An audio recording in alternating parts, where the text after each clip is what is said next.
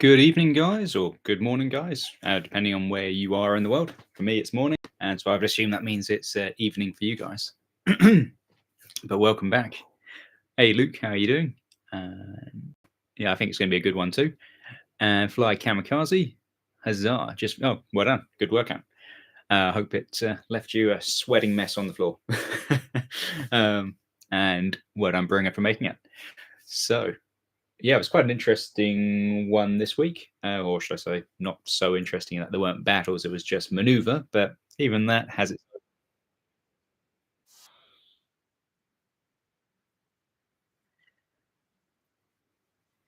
Sorry for reading that message. Yeah, curious to see what happens next. Yeah. So how did we end up last week? So we had brought on Confederate cavalry detachments who had moved north. I'll start with Confederates. Jackson and General Garnett were in the center, and General Ewell had moved around to try and block the communication routes mostly between the Union forces, and then he assist in the west or come through the east. And General Johnson had pursued the retreating Federals. They had hauled themselves up in Mooresfield, but then as he came upon them, they decided to withdraw. There were a few minor casualties, two side, but nothing too major. As for the Federals, we had General McDowell come across from Manassas Gap, and he ended up in Front Royal. General Shields stayed firm in Strasbourg. The troops that we had in Winchester, they headed across and got to I can't read that Wardensville. And that's where they got to. As we said, in the west, we had the troops retreat further north, and we had a cavalry detachment come down from Cumberland. And the overall detachments and reinforcements, we also had our reinforcing troops from Washington via Hagerstown, and they crossed at the ferry here. And then the detachments from the previous two turns, which are infantry and artillery combinations, one who crossed Sharpsburg and one crossed Harper's Ferry. So, pretty good position overall for the Confederates. They're quite aggressive, and the Union were definitely getting themselves positioned for quite a good final four turns. Yeah, we're into turn 8 now, so there's only 4 turns left for them. As I alluded to last time, for the Confederates, they basically achieved their objectives overall, which were to keep the Federal troops in the valley past turn 7, I think it was. I think it was turn 7, they had to keep them there, and prevent the troops from being able to be sent east to support the attack on Richmond and in the peninsula. So they basically succeeded. So realistically, for them to win the campaign, if we're talking sort of from the game side, to win, they really need to just destroy the rebels. For the rebels, they don't really need to win many more battles. They just got to stay alive. So just hit and run. But it's a game, so if you guys want to just do big battles, we can do that. But from the sort of tactical strategic level, the Confederates just need to keep hitting them down, keep hitting, keep running, doing what they were doing before. And welcome, David. Thanks for joining. You haven't missed anything. We've just been doing a quick recap on last turn's movements. So yeah, nothing missed yet. Watching on TV and sound. Is that me that sounds fuzzy? Yeah, it is. I am sorry. I'll try and move myself closer to the microphone and see if that does any better. Audio is cracking up, is it? Weird. I wonder. I have no idea. We're kind of in the same position as usual. It's not raining, so I'm not entirely sure. If it doesn't sort itself out in a few minutes, we could always end the stream and start the stream again. Let me know if you want me to try that. But as for now, we'll just hope that it sorts itself out. Loud and silent. Closer seems to be the. Okay, let me move in a little bit closer. And let me lift up the microphone on the computer. So, okay, hopefully that's a bit better for you guys. So let's get into turn 8. And if there's any more issues, just keep letting me know. I can try and move myself around. So we've got initiative rolls. Unless anyone's got anything they want to add first. It's like a watery, wobbly sound. Hmm. Okay, good. Cool. We're there.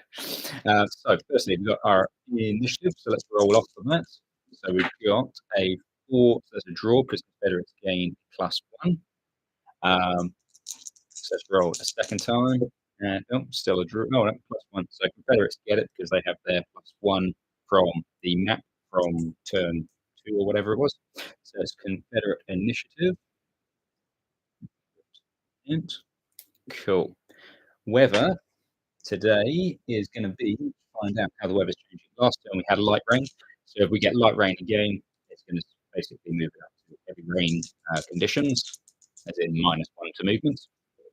And we rolled 0, 0, and 9. Okay, so we've got a 9. So it's May. So light rain. So again, we've just got light rain. So this is going to be a reduction of 1 on the movement on the strategic map. So light rain. Why don't the forces move to? Yeah, we could do. Yeah. Okay, cool. Yeah, let's do that. Like this. Draw. A good idea. Scroll that out. Got a draw, and so we'll try and do that for the first time and see how it works out. Good idea. Rain. And spell that wrong. Rain. That's going to be -1 strategic.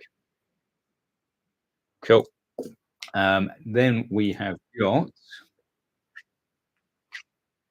our historical event. So this week, so to speak, is the 11th to the 17th of May. And on May the 10th, the week of May 10th to the 18th, there were conflicting orders given. General Ewell was sent conflicting orders by Jackson and Johnson, not this Johnson, overall Commander Johnson, and basically didn't move. So it was a whole week where well, I'm not sure it was a whole week, but a whole period of time where his command didn't actually do anything. Basically told him that he had to start moving. So to that end, General Ewell is conflicting orders and does not know which to follow. General Ewell's command will not move until next turn. So that's General Ewell in the center, and he is going to stay static. Ewell remains static. Not so good for the Confederates. Guys, don't forget to like. Oh yeah, please do like. Good point, thanks, David. Union random events now. Let's see what we get. We've rolled a 15 and a 15. Rest the horses. Ooh, one of your armies can't march this turn. Union random 15. Rest the horses. 11 watching was only $5. Oh, yeah, from where I am actually, I can't really see what's going on with the numbers. I've just got a big picture of the screen. So yeah, thanks for keeping an eye on that for me. So yeah, for the Union random, we've got Rest the Horses. So one of their armies is going to be unable to move. What was up with you? Oh, so with General Ewell, historically during this period, there were conflicting orders between what Jackson wants him to do and General Johnston over in Richmond wants him to do. So because of the confliction, he didn't move. His troops were stayed static until General Jackson actually rode up to him and told him what he had to do. So to reflect that here, General Ewell for this next turn won't be moving. So he's just going to stay static. As for the Union, we've just rolled, they're going to be resting horses. So one of their army groups will not move. How do you want us to do that? Do you want me to 1, 2, 3, 4, 5, 6, 7, 8? Do you want me to roll a d8 and then just do it by random? Do you want to allocate one? I'm easy either way, and I'll let you comment whilst we move on to the Confederate randoms. They've rolled a 17. And 17 is no effect. Okay, that's quite handy for them. No effect. I guess they've already been affected by General Ewell not moving. D8. What's that? That's my D8. Okay, cool. So if we go 1, 2, 3, 4, 5, 6, 7, 8, and we'll go that way. Cool. We rolled a 6. So 1, 2, 3, 4, 5. So this little force here, I'm not going to move. Okay. So not too bad. For the Confederates, it would probably been better if one of these two didn't move. That's all good. Cool. So this turn, there are no detachments. We're all detached out. Over the last couple of turns, we had the Confederate cavalry come up, the Union troops have been marching down. So basically, everything that's on the table now is there's no more reinforcements coming from either side. Everyone else, I guess, is too tied up in the peninsula and defending Richmond, or building up an army to try and take Richmond. So that's for the time being. So let's find out what the voting was this turn for our options. Then we can start to get them. How do I get rid of this? Here we go. Okay. So turn 8 options. Let's do the Confederates first. And with 44% of the vote, you guys went for option 4. And option 4 sees General Jackson and Garnett and Ewell aiming to bypass Strasbourg and head north, destroying any forces blocking their path. So they were going to move somewhere in that direction. General Johnson, with his whole force, continues the pursuit of the Federals north. And then this cavalry force is just going to try and harass General McDowell's army. As for the Union, went for, with 68% of the vote, they went for option 4 as well. And option 4 is General Shields and McDowell trying to attack Jackson out of Strasbourg. Western forces move slightly north, which sees this group move up to there to get into a defensive position. And all of the northern forces are making their way down towards Strasbourg as fast as they possibly can. Also, there was this group who were going to attack General Ewell, but as it is, they are not going to. Cool. So we're going to try and do this simultaneously. We are going to say, I guess, based off of the maps on here, we've got General Jackson, who's going to be trying to go that way with his move. Plus, we're going to be having these guys with their first move doing that. Or I'll give this one to you. Would you prefer that the Federals here would move and combine before marching on Jackson? Because I guess theoretically they think he's there, so they're going in to engage with him. Would they consolidate their forces before engaging, or would they just march off with one group and then let the others catch up? I'll leave that to you, commanders. McClellan's too busy overestimating Johnson's forces. Exactly. Yeah, he needs another 100,000 and then another 100,000. So yeah, I'll leave that little one for you to just decide quickly what you want to happen there. Everyone else, I can move their first bounds based off of the map. So we've got these guys here who are going to be heading down by the train, so they get to Winchester with their first bound. These ones here by the are going one to there, and then they were going to go that way based off of the map. Shields should wait. Okay, so first move. Over here, there was just one movement where they would move to that position. Romney, no movement there. As for the Confederates, their first movement was going to be for the cavalry to come around this way. Jackson is coming across to engage, and Johnson moved up. Then they get their second bounds, which would be for the combined force to advance. These guys would move to there.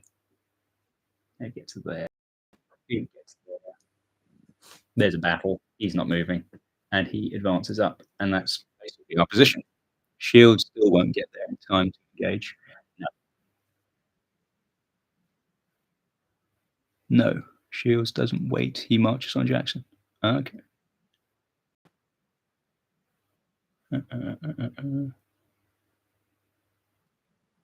Shields. Oh, sorry. Yeah, we said Shields should wait. So we've got Shields. Shields goes there one on the first turn. Jackson goes there. So Shields will be coming along behind, I guess.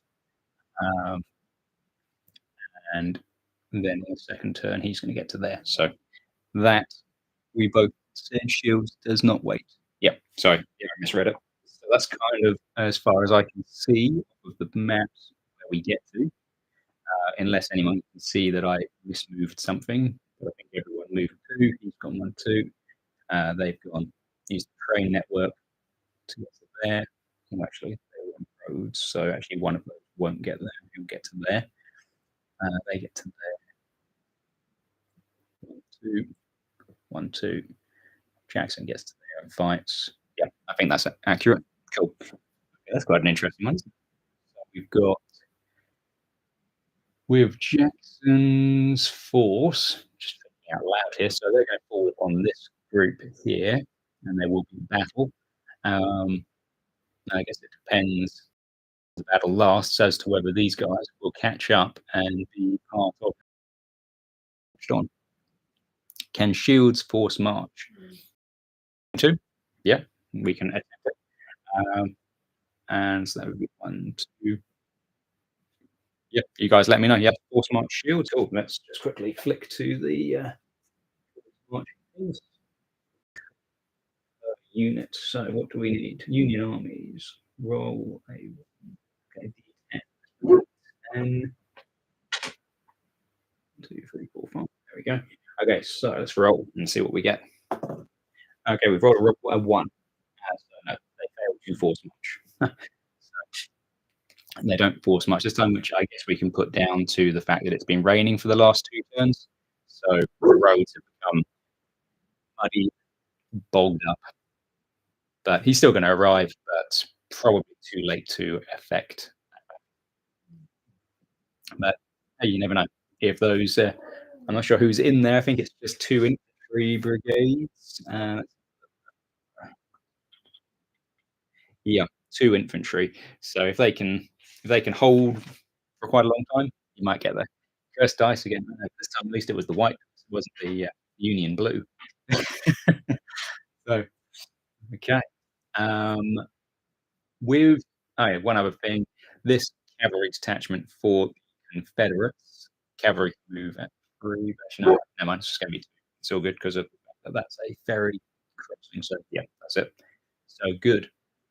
Okay, very interesting. So we are going to today have 2 battles, and we've got one at wherever that is, uh, Springfield. Oh, okay, Springfield,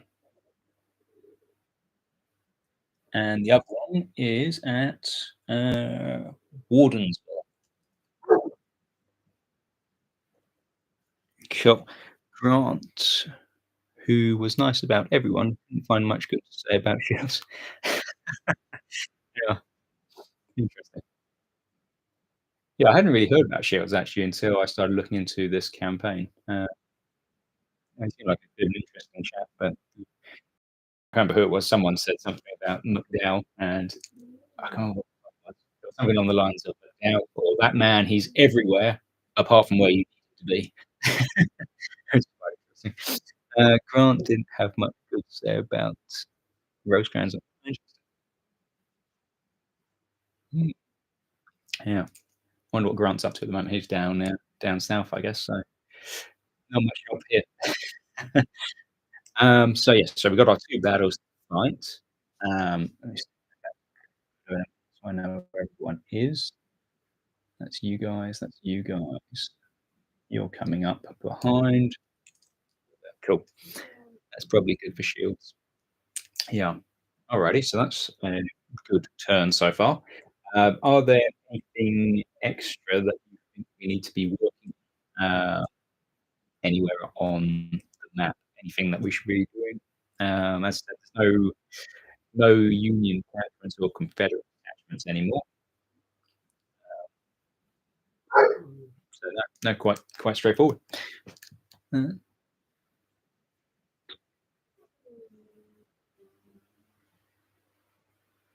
Yeah, I think we've got everything. Let me just scroll on. Movement, later, battles, cohesion. Yeah, no, I think we are good.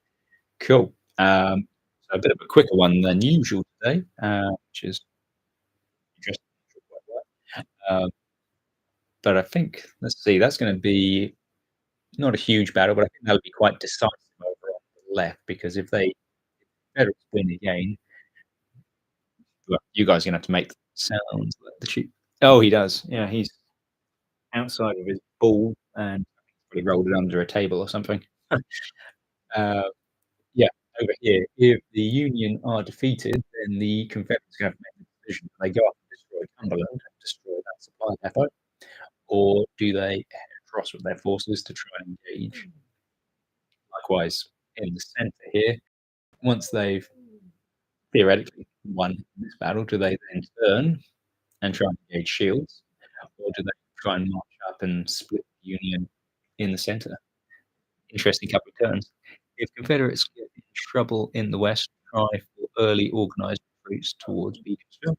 Okay, sounds good. Oh yeah, I guess that's the next question, isn't it? So, should the worst happen in any of these battles, what is going to happen? Obviously, Jackson is now trapped in this mountain pass. So if he does lose here, then he's going to get caught by shields anyway, so he doesn't have anywhere to go. So that could be devastating for them. So he actually has to win. Um, if the Federals lose here, I guess you want them to try and retreat back towards what this road is here, going towards Strasbourg and the center, or would you want them to head north? Um, yeah, they'll be heading back. Yep, that's about it, really, I guess. Retreat to Winchester. Okay, cool. So they will go if they can. Yeah, okay, sounds good. Anyway, I think that pretty well sums us up now with our plans of retreat decided and our battles to come. So battles this weekend, which will be good. We haven't had any for a few weeks, so I'm definitely looking forward to it. Um, thank you all for joining in and your participation again this week. I always enjoy it. And for all of your good comments and good ideas. I did like the idea about if it's a draw, everyone moving simultaneously. So, and also, I hope that the excuse me, the audio has worked a bit better as we move forward. For retreat, battle tried to link with you. Yeah, find some lucky Union commanders. I know. Yeah, yeah, it's definitely gonna be an interesting one. It would really set up the final few turns. So yeah, it's all coming together. Anyway, thanks very much, guys. I will leave you to the rest of your evenings or mornings or days, let's put it that way. And I'll probably miss next week if it's the same time.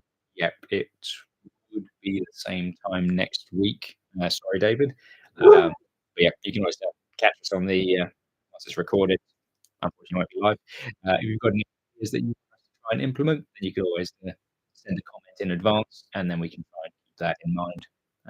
Because I will be doing the what happened update Monday, Tuesday. So yeah, if there's anything specific you want us to work on, then just leave the messages there, and then we can put those into effect on the day.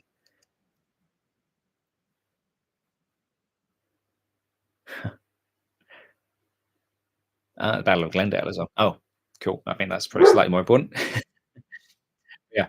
Thanks again, guys, and I hope you all have a great week and enjoy the Battle of Glendale. See you next time.